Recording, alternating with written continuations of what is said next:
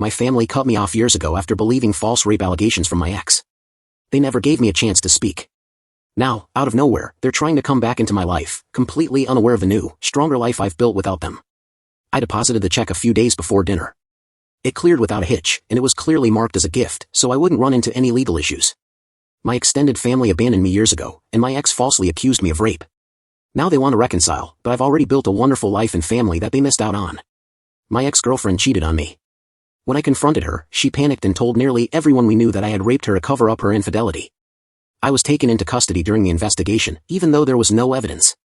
My parents had already disowned me, and most of my friends had distanced themselves. I was never officially proven innocent, so my parents still saw me as a rapist who just got lucky. My best friend began helping me behind my parents' backs, and I eventually ran away. I had nothing to lose since no one cared or reached out, and even college barred me from attending classes, only sending assignments and calling me in for exams. I left that town as far as possible and found a small apartment after working some community jobs to get by. Slowly, I stabilized my life. I even decided to change my name, though I still don't know why seeing it bothered me so much. This new start helped me meet a few good friends when I eventually went back to university. Looking back, I was drowning in debt and struggling to make ends meet. I completed my teaching degree and then moved to a country on the opposite side of the globe. I got a nice apartment and settled into a new job. Eventually, I met a girl who became my wife. At first, I couldn't trust her because whenever she got close, I'd flinch or fidget, but her patience won me over. I fell head over heels for her, and she later gave birth to our twin daughter and son, whom I adore and would protect at all costs. Her family quickly accepted me, even though I was a foreigner with a checkered past, and I finally felt what a loving family should be like. I was happy in my new home, living with my children and wife, until last night. I was playing on our PlayStation with my son while my wife and daughter were in the garden when a knock sounded at the door. To my shock, my father was standing there. He smiled weakly and started to speak, but I slammed the door so hard that I scared my son. I took him to his room and called my wife to get our daughter inside. Both of us were panicking as my father kept knocking. Overwhelmed, I broke down. My wife comforted me and then answered the door. When she asked who he was, he said he was my father. I had only given her a vague idea of my past, and she was understandably upset. She began screaming at him for abandoning me. After she calmed down, I told her to let him in and take the kids to their room while I talked to him. He claimed he was doing my ex-girlfriend a favor by clearing some messages from her phone. While he was at it, he saw a conversation between her and the man she cheated with, a conversation full of guilt over ruining my life and wanting to take it all back. My father didn't confront her directly. Instead, he quietly began looking for me to tell me that he believed me. I still don't know how he found me, but now he's here. And now I need your help. I don't know what to do. After wandering some random streets and thinking about my options, I've come to a few conclusions. Should I turn him away and tell him to go back to our home country and leave me alone? Or should I reconcile with him and tell my mother? If anyone has a better idea, please let me know. I'm stressed out and planning to take the day off work tomorrow. My father is staying in an apartment nearby, so I'll probably go see him with my answer. Comments have been flying around. He said he was doing my ex-girlfriend a favor by clearing stuff off her phone. Isn't that odd? Why would he still have contact with her or snoop through her messages? People are just trying to help, don't go breaking into phones. That's a major red flag. The man who disowned you still keeps in touch with the woman who ruined your life, found the truth by being a snoop and somehow tracked you down from halfway across the globe. Is that the chaos you're ready to bring into your family? T23454RP said it all, it just doesn't add up. I'm in a really messy situation, and I hate being forced into making these decisions. I'm struggling to find the right words to say to him and answer all these questions. Some of the advice I've gotten is brutally honest. People who make false allegations should be sued and jailed, they ruin lives. Others say, keep him out of your life. He dumped you without even trying to talk it out, and now that you're happy, why invite that negativity back? I wonder what his true motive is for trying to reconcile. In the end, it's my decision to make. My son asked earlier who he was, and I can't even bring myself to tell him that he's his grandfather. Ultimately, it comes down to whether I want them in my life or not. I know I won't have all the answers, and I'm just trying to wrap my head around everything while piecing together advice from different people. I'm still baffled by how easily they abandoned me. Sure, she might have faked texts, but she would have shown them to the police, and I remember them saying there was little evidence. It all feels like a bad dream sometimes. Thanks for listening. Eventually, I'll make my choice. Hi everyone, sorry for being silent for a while. I've decided I'm not reconciling with my father, I just can't forgive him. Some of you might want the full story, so here it goes. The day after I cashed the check, my parents only found out when I arrived at dinner. By then, it was too late for them to demand the money back. At dinner, everything seemed normal until my parents brought up my dad's illness and asked if I'd move back home to help. I reminded them of their promise not to force me to move if I didn't want to. Then they mentioned that if I didn't move back, I'd have to return the check. I laughed and told them that the check had already cleared and the money was in my account. My mom started crying and threatened to report me for fraud, but I calmly reminded her that the check was written as a gift, and I even had our text messages as proof. They then tried to guilt me, saying it was cruel to abandon family in need, but I reminded them of how they treated me when I needed them. They refused to believe I wasn't the father of Sabrina's baby, kicked me out, and wouldn't listen. I had no sympathy left for them. The last thing I said before leaving was that I wanted nothing more to do with them. I cut all contact with my parents. It hurts that my dad is sick, but it's obvious they only want me back because something bad happened and they need someone to take care of him. That's not me. I left without giving in to their manipulation. When I got back to my aunt's house, I told her everything, and she agreed it was crazy how far my parents had gone with their emotional games. So here we are, my parents and I have officially severed ties. I'm now focused on my studies and my job. If they had believed me from the start, none of this would have happened, but it's too late for that now. I'm back with another update. After everything that's happened, I finally decided to sue Sabrina. It wasn't something I planned on doing. After finishing school, I just wanted to move on and leave that chapter behind. My main focus was my studies. But after talking with my aunt's lawyer friend, I realized that not only do I have a solid case, I also have the right to seek justice. He explained that I could sue Sabrina for defamation, as her lies have caused me endless problems. I missed out on the full college experience, had to deal with constant harassment, and was even physically attacked because of those rumors. I couldn't just let it go. At first, I was hesitant because I didn't want to lose focus on my studies or derail my plan to finish college. But after more discussion, he convinced me that winning this lawsuit could provide a substantial settlement, enough to cover my education without needing a part-time job. That means I can finally dedicate myself to college, something that was nearly impossible before because of financial stress. My aunt fully supported the idea, trusting her lawyer friend's track record in similar cases. It seemed only fair that I get compensation for the damage done to my reputation in school life. So after much thought, I decided to move forward with the lawsuit. I know it will create more drama, but I'm used to that by now. Justice must be served, and Sabrina and her parents need to face the consequences of their actions. It's been a long time since my last update, and now I can finally share how the defamation lawsuit turned out. Everything ended as my lawyer and I expected. Though it was an exhausting journey, the process was much more manageable because of some financial help from my parents, which allowed me not to work while the lawsuit was unfolding. That made it easier to handle the emotional burden. Despite the complexity, I was able to focus on both the case and my studies. College is going great now, something that seemed almost impossible just a few months ago when all I wanted was to escape that nightmare. Without worrying about finances, I can now excel academically and truly enjoy learning and growing. More on that later. Back to the lawsuit, the first few months were the hardest, not just legally, but emotionally. Many people told me to let it go. One of the first calls I got was from Caleb, my former best friend. We hadn't spoken since he cut me out of his life after Sabrina's lies. He even avoided calling when he saw that Sabrina's baby was Asian, a clear sign, in retrospect, that everything was a lie from the start. Yet, now that the lawsuit was underway, he suddenly remembered me. He called to say it wasn't fair for his sister, who was a teenage mother facing everything alone, and that the man responsible for her pregnancy was being sued for child support. I don't know how that will turn out, but honestly, that's not my problem. I told Caleb that his sister brought this on herself, and that she continued lying even after knowing the baby wasn't mine.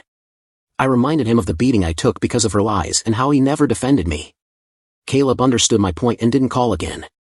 Our friendship is beyond repair, and I have no plans to fix it. Then Sabrina's parents called, people I once thought of as a second family. They had blindly believed their daughter's lies and even accused me of taking advantage of her. Now they begged me to drop the lawsuit, saying they were overwhelmed with their own child support case. I told them that wasn't an option. If they wanted to avoid all this, they could have stopped it when Sabrina started spreading those rumors at school. I even told them they failed as parents by letting their 16-year-old daughter get pregnant.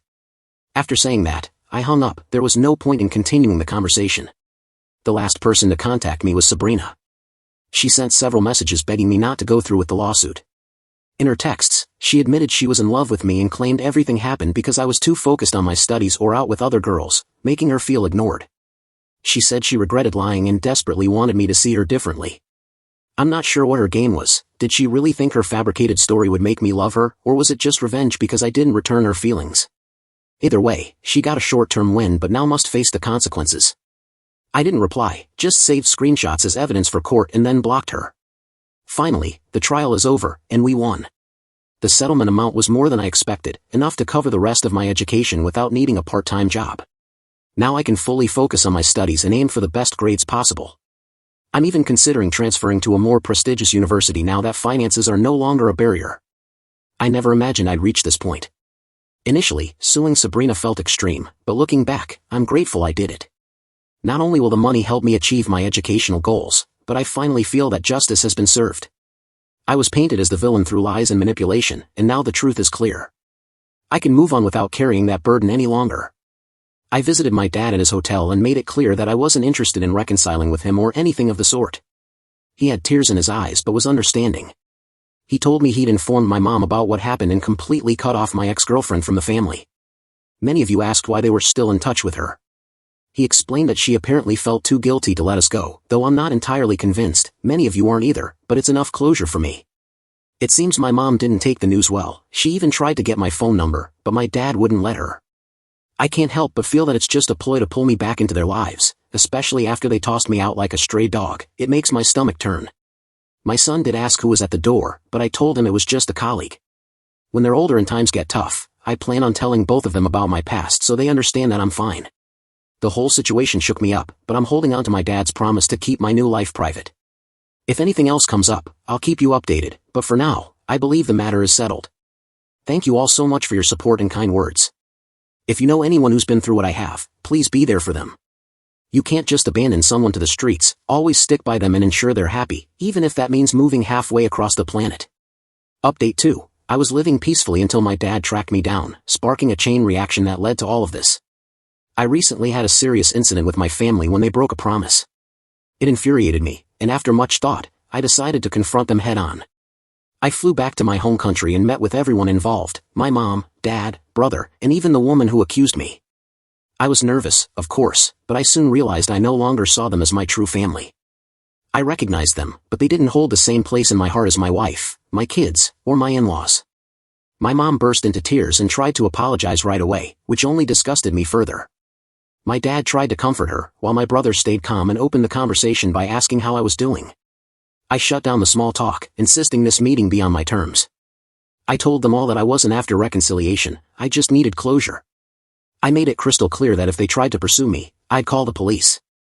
I pressed my parents on why they were so quick to turn their backs on me, even though the police had no proof. They claimed it was a rash decision made in the heat of the moment, and that seeing me in custody had broken their hearts.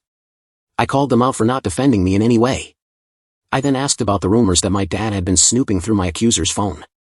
He admitted that she had asked him to clean up her phone by deleting non-essential items, and that's when he discovered chat logs between her and her friends. My dad's tech skills have always been on point, so while it wasn't perfect, I accepted his explanation. I turned to my brother next, questioning why he never reached out. He seemed surprised and said he did, but I just ignored him all along. It turns out he had tried hundreds of times, even sending money to help me get back on my feet. He wondered why I never answered, assuming I hated him because of what happened. Apparently, my mom had blocked all my contacts on her phone plans, since she was paying for my brother's old plan, so I couldn't get any help when I was at my lowest. Then, as if it couldn't get worse, came my ex. I first asked her why she'd done what she did. She claimed she was scared of what might happen and that she never stopped loving me. She even said that every therapy session only made her feel more guilty because it was all a sham. She told me she hadn't dated anyone since, hoping I'd come back so she could apologize and somehow reverse time to fix everything. That story turned out to be a lie, because my dad later revealed he'd found chat logs from 3 different partners she had while I was away. My ex then broke down, tried to hold my hand, and had the nerve to ask for another chance. That pushed me over the edge. I pulled out my phone and showed everyone hundreds of pictures of my children's milestones and the happy moments we once shared, our trips to different cities, their first day of school, and the times my wife and I spent together. I told her this was what she could have had if she hadn't made such foolish choices. I reminded my parents of what they'd missed out on for not even listening to me. There was a moment when I wondered if I'd gone too far, but in comparison to what they did to me, it wasn't enough. Not all was gloomy, though. I met up with my old best friend and his family, and they were thrilled to see me. I'm still grateful for how they took me in when it felt like the whole world was against me. I plan to go back to the country one day to show my kids the half of their culture they come from, though I won't let them have any contact with my biological family. To me, my only real family is my wife, her family, and my kids. Overall, I'd say it went fairly well. As some of you asked, I decided to let my brother fly over to meet his nephew and niece. I completely forgot to mention this earlier, sorry about that. I hesitated at first because my brother and I never really got along growing up, thanks to typical sibling rivalry. I don't use social media, so he could only try to contact me through my old number, but by then I had a new one. I left the decision to involve the authorities up to my family.